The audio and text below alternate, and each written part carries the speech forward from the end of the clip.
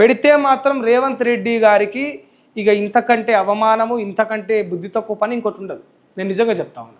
ఈ మాట కేసీఆర్ గారు అన్నారు. ఇది నమస్తే తెలంగాణ రాని ఇంకో పత్రికలు రాని ఈ మాట వాస్తవం.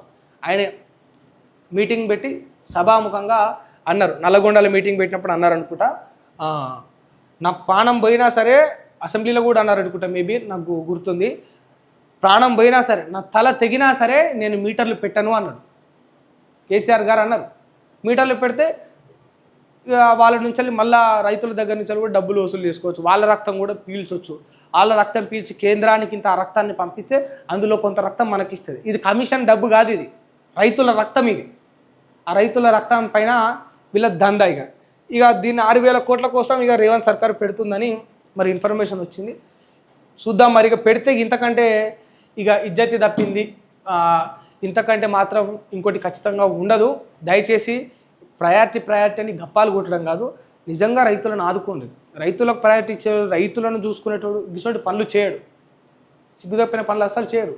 ఇంతకంటే ఏముంటుంది చెప్పుండ్రు? ఇక ఏముంటుంది?